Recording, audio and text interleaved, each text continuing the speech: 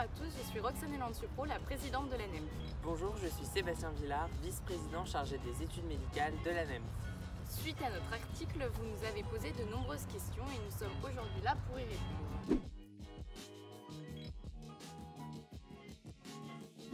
La réforme du deuxième cycle des études médicales aura lieu à la rentrée 2020. Actuellement, le travail sur la réforme s'intensifie et les arbitrages auront lieu en novembre.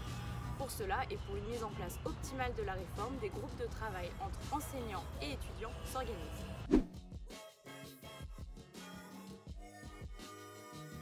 L'externat, lui, durera toujours 3 ans et sera ponctué par 2 examens. Un examen de connaissances en début de 6e année et un examen de compétences en fin de 6e année. Le nombre de connaissances à acquérir durant le deuxième cycle sera réduit d'1/3. Le temps de stage, lui, sera conservé.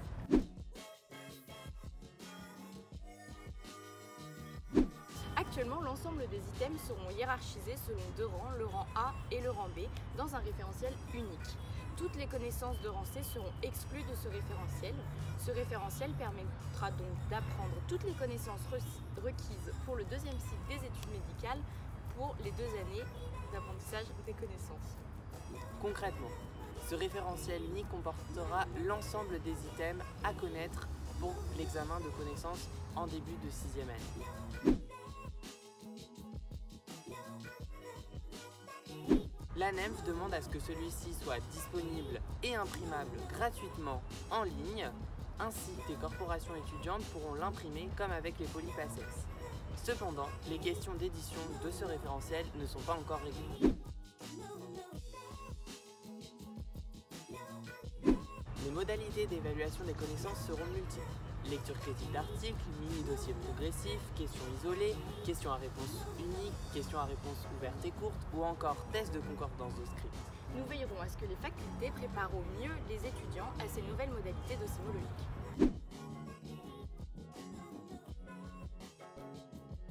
L'année de DFASM 3, D4, débutera à l'issue de l'examen de connaissances et s'achèvera par l'examen des compétences. Tu auras 6 mois de stage durant cette année pour affiner ton projet professionnel et développer les compétences requises à la fin du deuxième cycle. Tu pourras également découvrir les compétences du 3e cycle, mais tout cela en restant bien encadré.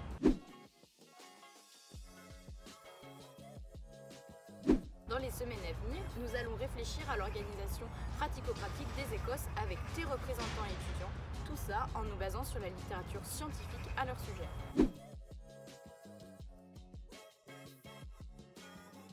La prise en compte du parcours est un changement de philosophie dans notre cursus. Actuellement, seul le bachotage compte dans les ECN, alors qu'un bon nombre d'expériences permettent de développer des compétences nécessaires pour les futurs médecins. C'est pourquoi ces compétences seront valorisées et toutes les expériences que l'étudiant fera hors cursus pourront être valorisées dans la réforme du deuxième cycle. Les expériences des étudiants seront valorisées et tout cela en gardant un anonymat et une égalité pour tous.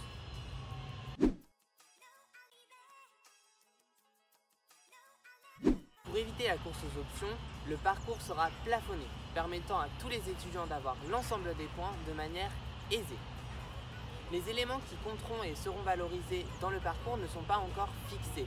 Nous y travaillons actuellement avec des représentants étudiants.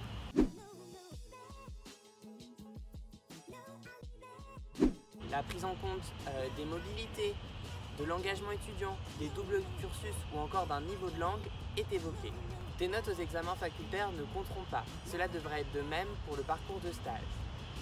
Afin que l'ensemble des facultés permettent à leurs étudiants de colorer leur parcours correctement, nous travaillons avec des élus et corporations étudiantes pour développer les programmes d'échange ou encore les doubles cursus.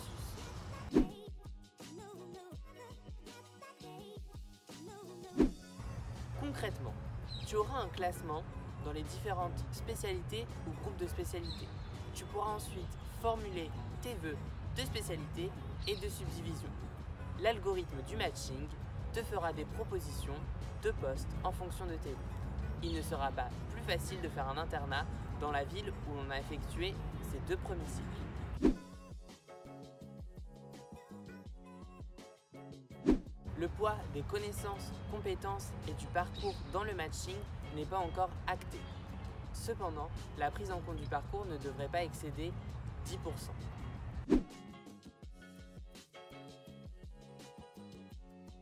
Avec le matching, la possibilité de faire un droit au remords pendant l'internat ne devrait pas être modifiée.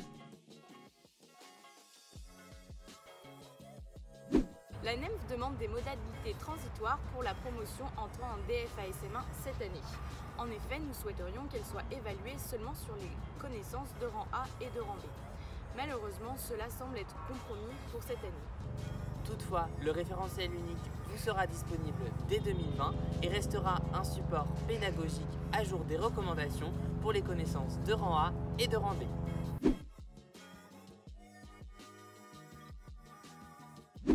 Pour les étudiants européens, il sera possible de participer au matching.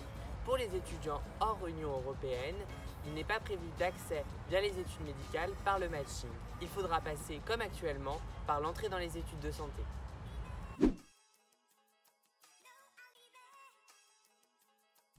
Quels sont les éléments que l'étudiant pourra valoriser pendant son parcours? Et à partir de quand? Et est-ce que les étudiants entrant en DFASM1 cette année seront évalués sur les connaissances de rang A et B? Qu'en est-il pour les étudiants qui redoubleront leur DFASM3 la dernière année de l'ECN? Nous n'avons pas encore la réponse à toutes ces questions, mais nous travaillons activement avec des représentants étudiants. Nous ne manquerons pas de te tenir informé des actualités de la réforme. À très bientôt.